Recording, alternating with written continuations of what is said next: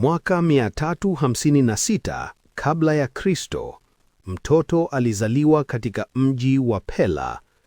Jina lake lilikuwa Alexander the Great, na ujio wake ungeubadilisha kabisa historia ya dunia. Dunia kabla ya Alexander tayari ilikuwa ikitetemeka. Ugiriki ulikuwa umevunjika vipande. Athens ilikuwa imeanguka.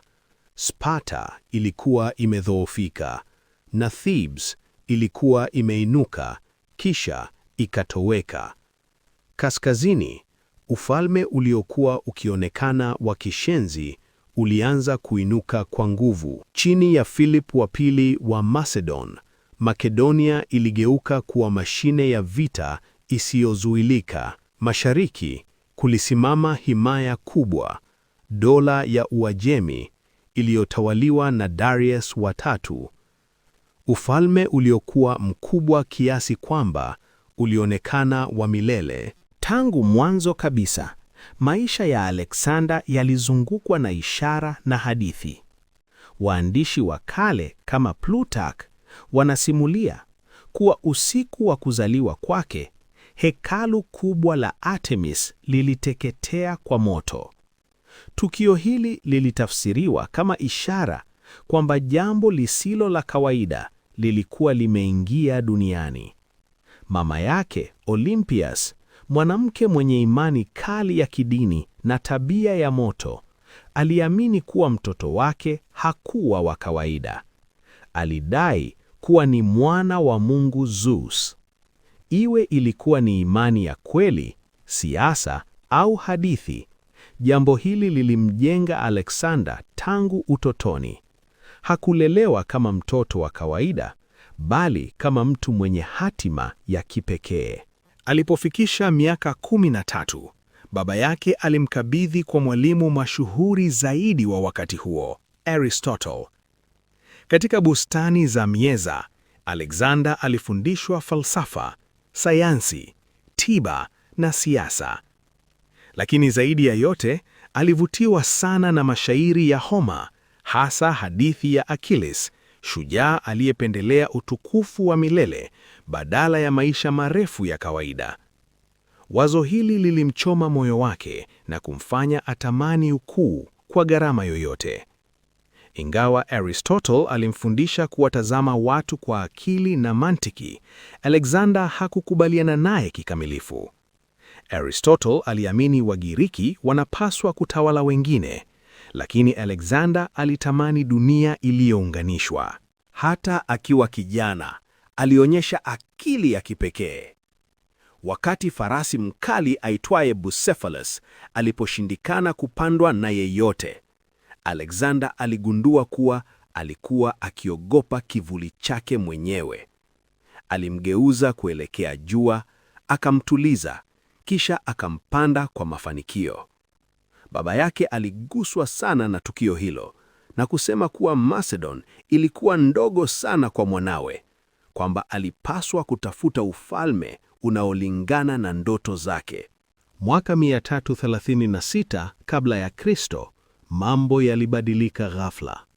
Wakati wa sherehe ya kifalme, Philip wa pili wa Macedon aliuawa na mtu aitwaye Pausanias.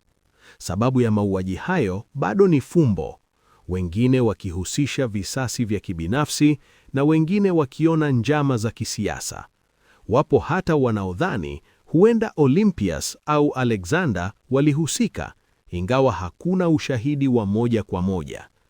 Kilicho wazi ni kwamba Alexander, akiwa na umri wa miaka 20 tu, alirithi ufalme. Alitenda kwa haraka sana, aliwaondoa wapinzani wake, akahakikisha uaminifu wa jeshi na kuwadhibiti Wagiriki waliotaka kuasi. Mji wa Thebes ulipojaribu kupinga, aliuharibu kabisa, akitoa onyo kali kwa wengine.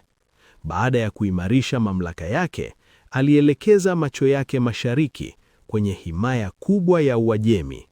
Mwaka 334 kabla ya Kristo, alivuka Hellespont na kuanza kampeni ya ajabu zaidi ya kijeshi kuwahi kushuhudiwa. Katika vita vya Granicus, karibu apoteze maisha, lakini ushindi wake ulifungua njia. Katika vita vya Issus, alimshinda Darius wa tatu, ambaye alikimbia na kuacha familia yake mikononi mwa Alexander. Badala ya kuwadharau, aliwatendea kwa heshima, akionyesha hekima ya kisiasa. Katika vita vya Gaugamela, alishinda tena, licha ya kuwa na jeshi dogo zaidi. Na ushindi huo uliangusha kabisa himaya ya Uajemi. Alipoingia Persepolis, moyo wa Uajemi, aliichoma moto. Wengine wanasema ilikuwa ni kisasi, wengine wanasema ilikuwa ni ishara ya kumaliza enzi ya kale.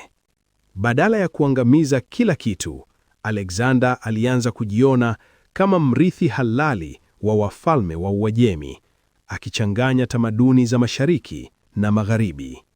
Katika Misri, alipokelewa kama mkombozi na kutawazwa kuwa farao. Aliunda mji wa Alexandria, ambao ungekuwa kitovu cha maarifa duniani. Katika jangwa la Siwa, alipewa jina la mwana wa Mungu Amun, jambo lililozidi kuimarisha wazo la uungu wake. Kuanzia hapo, alianza kujiona si tu kama mfalme, bali kama mtu wa kimungu.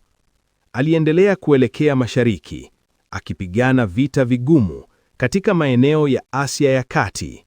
Huko alimuoa Roxanne, akionyesha nia ya kuunganisha mataifa. Hata hivyo, vita na shinikizo vilianza kubadilisha tabia yake.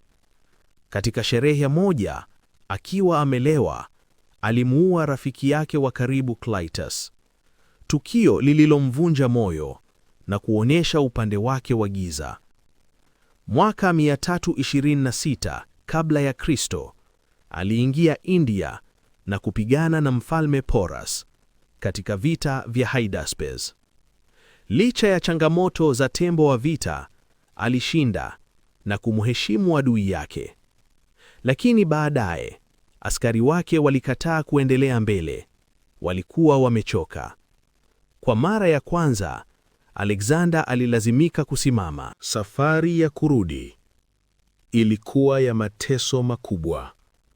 Kupitia jangwa la Gedrosia, maelfu walikufa kwa njaa na kiu. Hii ilikuwa mwanzo wa mwisho. Aliporudi Babeli, alianza kupanga kampeni mpya, lakini ghafla aliugua. Baada ya siku kadhaa za homa kali, alifariki mwaka 323 kabla ya Kristo, akiwa na umri wa miaka 32 tu. Sababu ya kifo chake bado ni fumbo. Ugonjwa, sumu, au hali nyingine ya kiafya. Inasemekana maneno yake ya mwisho yalikuwa, "Kwa mwenye nguvu zaidi." Baada ya kifo chake, majenerali wake walianza kupigania urithi wake, na himaya yake ikagawanyika. Hata hivyo, athari yake haikufa. Alianzisha enzi ya Hellenistic, ambapo tamaduni za Kigiriki na Mashariki zilichanganyika. Lugha ya Kigiriki ilisambaa na mawazo mapya yalizaliwa. Dunia ilibadilika milele. Alikumbukwa si tu kama mshindi, bali kama mtu wa ajabu na mwenye utata, mwenye maono makubwa, lakini pia mwenye ukatili.